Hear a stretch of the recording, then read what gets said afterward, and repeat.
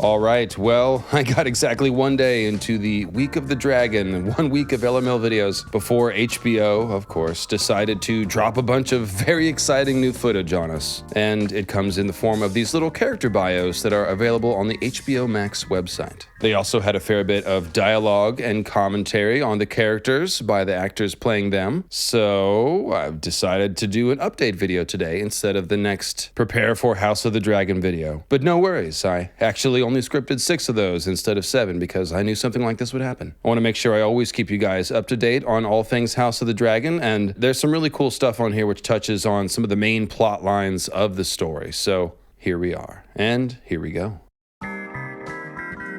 All right, so what's going on in this scene, my friends? It looks like they've adapted this detail from Fire and Blood, where a young Alicent was reading to an elderly and dying King Jaehaerys. Instead, or perhaps in addition to, it looks like Alicent is now reading to Viserys as he works on his Derek Zoolander School for Valerians Who Can't Read Good. And yeah, I'm going to keep using that joke until it's worn out. In any case, Viserys is in his night clothes here. So the scene speaks of a certain intimacy, or at least privacy. We know where this goes, of course, but I like the idea of adapting the reading to the king routine as a potential way for her and Viserys to begin bonding or finding common ground. All right, so that was kind of a one-off scene that just sort of grabbed my attention. I wanted to put it at the top, but the 5 characters that we have these little teasers for are Viserys, Daemon, Rhaenyra, Criston Cole, and Mysaria. Finally, right? Finally some Mysaria footage, and frankly the Mysaria stuff kind of stole the show, so we'll start with her. We have been waiting for a while for some good shots of Mysaria, and we definitely got a bunch of them. And in fact, that more than anything is what convinced me that I had to cover these. So each clip has a combination of dialogue from the show, which I'll quote exactly, as well as commentary from the actor, which I'll either summarize or paraphrase. Sonoya Mizuno, who it turns out is a big Game of Thrones fan and talks about having been absolutely thrilled after shooting her first scene, realizing that she's in this world now. She really had some cool stuff to say. And where, as you can see, but that goes without saying. Sonoya described Mysaria as a fighter, as someone who knows how to survive, and as someone who has street smarts and a kind of sixth sense or emotional intelligence that only comes from having lived a very difficult life. I really liked what she had to say about Mysaria's, quote, special relationship with Daemon, which was that she's not afraid of him when most people are, and that they get each other in a deep way. Sonoya does admit, however, that Mysaria is, or perhaps becomes, ambitious and is also seduced by power. The quote that we get from Mysaria in the trailer is her saying to Daemon that, "I didn't come into your service wanting gold, the power, the station. I came to you to be liberated." Now, elsewhere on the HBO website, it refers to Mysaria having been sold repeatedly. So we know that she's a former slave who is either trying to or has escaped bondage. And from that quote, it seems possible that Daemon may have had something to do with her obtaining her freedom, perhaps? Or maybe Daemon helped her establish herself in King's Landing after she fled Lys? We'll just have to see what the story is, but it does sound interesting. I've heard some people in the fandom begin to describe her as sort of a combination of Varys and Melisandre, and that's probably about right. As you can see, we got several more shots of her and Daemon approaching CARAXES in the dragon pit, and once again we can see those very cool dragon keepers in the background.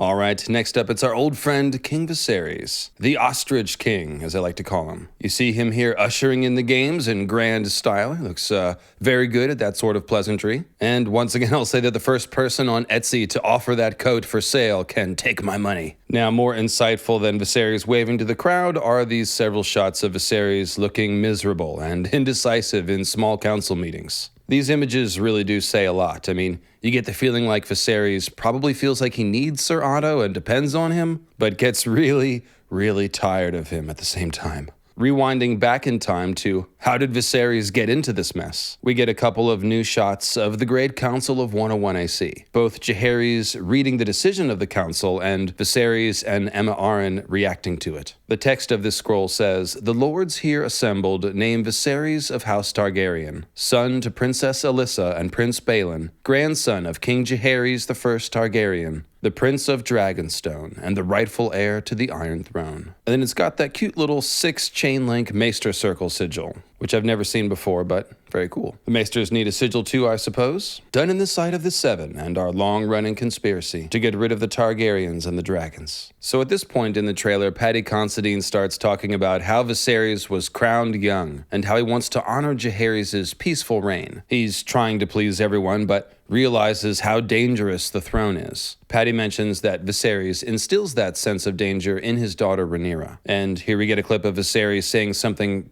pretty shocking, actually. He says, "The idea that we control the dragons is an illusion." Paddy also adds that Viserys believes the Targaryens are only holding on to power because people fear the dragons. But, and this is my commentary now, Viserys is clearly ill at ease with the dragons. I mean, he's saying things like, the idea we control them is a lie, and in another trailer, dragons are a power that man should never have trifled with. And yet, Viserys is holding on to the throne not just for himself and not just for House Targaryen, but because of some burden of prophetic knowledge about the Long Night, which we will apparently learn more about on the show. That's quite the bind for someone who doesn't seem to be fully able to embrace his inner dragon. And by the way, George Martin just did an interview which threw even a little more fuel onto the fire of this idea of a prophecy from Aegon about the Long Night. So make sure you check out my video, Long Night Prophecy, which you can find in the House of the Dragon playlist. Now, this other shot is quite telling, and here we can see young Rhaenyra, who has a bit more dragon fire in her, I think it's safe to say, apparently reassuring her father about something. That's interesting because it means Rhaenyra is emotionally mature enough to see something where her father is weak and be able to offer him certainty and surety. That speaks of a certain confidence and self-possession. So this is starting to touch on something which I've been thinking about a lot lately. One of the biggest problems with King Viserys is that he's basically made himself weak by not claiming another dragon after Balerion died. And just in case anyone doesn't know, Viserys rode Balerion the Black Dread only one time, a year before Balerion died, and then never claimed another dragon. And that all happened before he was made king. Viserys was actually the first Targaryen king without a dragon, the first dragon king who didn't have a dragon. And that actually highlights the ridiculousness of the Great Council having chosen him over Rhaenys, the queen who never was. Viserys has effectively outsourced the dragon power of the Targaryen monarchy to people around him, to Rhaenys, the person who was passed over in favor of him, to his rebellious brother Daemon, who he's constantly at odds with, and his very young daughter Rhaenyra. So that's pretty shaky, right? And it makes Viserys' rift with Daemon even more inexplicable. Viserys should have been keeping Daemon close, not at arm's length. But I think Viserys was thinking more about everyone appearing to get along, quote-unquote, than he was about simply projecting power and keeping his dragon lords as close to himself as possible, since he himself neglected to secure another dragon. So you see what I'm saying? This is absolutely a bind that Viserys has put himself in. All right, let's shift to Daemon now, but still continue this conversation because one of the most interesting lines of dialogue in the entire set of trailers is this exchange between Daemon and Viserys. Viserys says, "I have only ever defended you." And Daemon's like, 10 years you've been king, and yet not once have you asked me to be your hand." And then Viserys says, rather tartly, "Why would I do that?" And Daemon responds, "Because I'm your brother, and the blood of the dragon runs thick." And then Daemon also adds that, "I only ever spoke the truth." So that's sort of making my earlier point. The Dragon Lords are a family, and they really need to stick together in order to project strength and hold on to power. If Viserys looks like he's on the same page as Daemon, then the realm is more afraid of Viserys. Whereas when Daemon is sulking or exiled, Viserys is down a Dragon Lord, his main Dragon Lord, and looks much weaker. And don't think for a second that Sir Otto isn't thinking in these exact terms, because he is. I mean, just look at that shifty guy. What's he up to anyway? Now, Viserys isn't solely to blame, because as Matt Smith says, Daemon is an outsider who treads on the outskirts of everything and everyone. Some of that is because he's been rejected by his brother in various ways, but part of that is just Daemon being an edgelord. My interpretation of the character was always that he was more motivated by personal issues and feelings rather than ambition for the throne. And it seems that Matt Smith agrees based on what he's said about the character. So I really do think that despite Daemon's edginess, there was a way to make this work between him and Viserys. Daemon may have actually been a great hand of the king, to be honest. He's clearly shrewd and effective, and he showed real organizational skill in his renovation of the City Watch, which, by the way, is actually one of the contentious issues that we're seeing in these clips. We've seen several shots of Dirty Legolas, City Watch Daemon, as I like to call him, out there in the mean streets of King's Landing. And we know from Fire and Blood that Daemon delighted in chopping body parts off of criminals, hand chopping for thieves, gelding for rapists, and so on. Otto and the small council seem to be questioning Daemon's methods here, to which Daemon responds with just the hint of a smile that much of King's Landing is seen by the small folk as lawless and terrifying. And I can tell you from having seen the first episode that Daemon is definitely taking a sort of people's champion class struggle angle against the doesn't get out in the streets much Sir Otto, and it's pretty damn funny. Oh yes, and did I mention CARAXES? As you've been seeing, we got several new shots of our favorite long boy, the Bloodworm. You can really see what Condal and Sapochnik were talking about with him being so long as to be slightly deformed, and that's why he needs those extra mini wings on his hind legs to fly. We also got more shots of Daemon fighting in the Stepstones and filming a few other scenes, including this very striking shot of he and Rhaenyra on Dragonstone.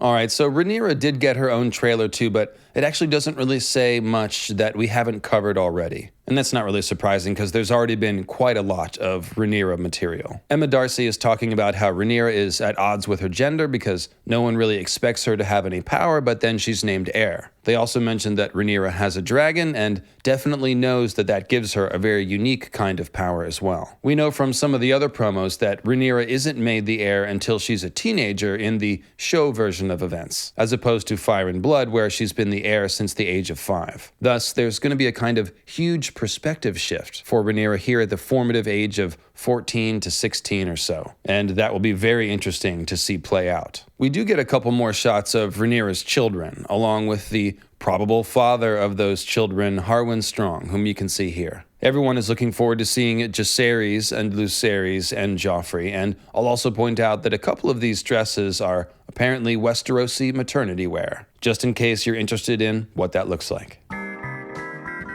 Okay, so the other show stealer besides Mysaria was definitely Sir Criston Cole. And we'll actually get a bit more Rhaenyra footage here too. I mean, this scene, you don't even need the dialogue. The "who's that guy" energy pouring off Rhaenyra and also Alicent to some extent is palpable. And by the way, the exact line from Rhaenyra there is, "What do you know about this Sir Criston Cole?" With Sir Harold Westerling of the Kingsguard replying, "I really couldn't say." And that's actually an important thing to know about Sir Criston. He is of very humble birth. Fabian Frankel, or Fabian Snackle as he's known, talks about Sir Criston as a lowborn knight who ends up getting great power, but who doesn't have a lot of knowledge about how to use that power. Criston doesn't have a strong family name or connections at court, but he has a chance to make something of himself through hard work and fighting ability. That's right, he's the real people's champion. That's Sir Criston Cole. # Team Smallfolk. And look, I know that people want to hate Sir Criston, but I mean, it's just impossible with Fabian being so charming all the time. Cut that out, cut that out. But then we see shots like this, and we see the extreme surly come out. But look, I've decided I'm just gonna enjoy this character for his seeming wholesome goodness until he does something to prove us wrong. Let's just enjoy the moment, shall we? So there are a bunch of cool shots of the Kingsguard armor, and Fabian also talked about how just putting on the armor actually transforms you and makes you feel kind of like a badass. He still can't stop smiling though. Cut that out, cut that out.